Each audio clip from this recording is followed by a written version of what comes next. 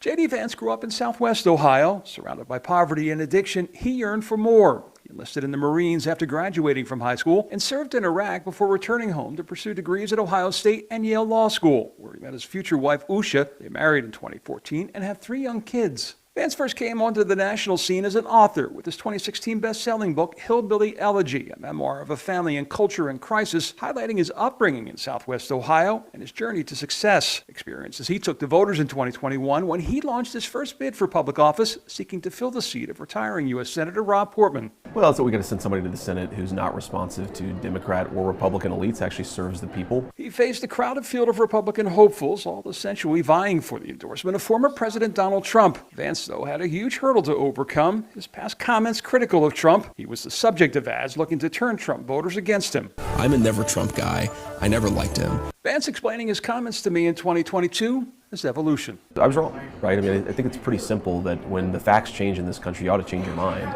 And Trump was, I think, a very good president for the people of Ohio. He was a very good president for the country. And I think it's just, you got to be honest with people. At the end of the day, I can't hide for the fact that I criticized him 6 years ago. Also, not going to hide from the fact that I think he was a great president. I've been supporting him for the past several years. With the help of Donald Trump Jr., Vance was able to make the case to the former president, who endorsed him just ahead of the Ohio Republican primary. We have to pick somebody that can win, and this guy he's tough, he's smart. It was the wind at his back he needed. Trump's endorsement propelling Vance from the middle of the pack to a clear win for the GOP nomination. They wanted to write a story that this campaign would be the death of Donald Trump's America First agenda. Ladies and gentlemen, it ain't the death of the America First agenda. He would go on to defeat Democrat Tim Ryan in November of 2022 and be sworn in January 3rd of 2023. He took many staunch conservative stands, but he also was very open to working with the other side of the aisle, introducing bills with Democrats like Mark Kelly, Elizabeth Warren, and more than a few with Sherrod Brown. If you're not careful, people are going to think you went to Washington to get things done. Well, I think you have to go to Washington to get things done. I mean, this is not a high-priced debating society, John, to me. I didn't want to get here and sit on my hands and go on TV and yell at people.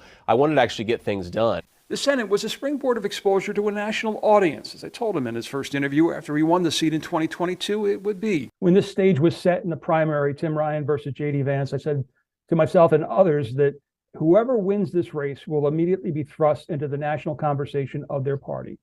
We're going to have a presidential election coming up in less than 2 years. Would you be open to being part of your party's ticket? You're the first person who's asked me that, and certainly not. I think my wife would kill me, and probably a few other people as well. Still, as Vance's stock continued to rise, his thoughts once again evolved. And as his name rose among the short list of vice presidential hopefuls this year, his answer changed. Have you had that conversation with the former president? And if so, would you be interested in it? Yeah, so I would be interested in it, John, because I think that we have to help elect President Trump. I think he's the best person for the job. A message he will now be taking to voters across the country. John Kasich, News 5.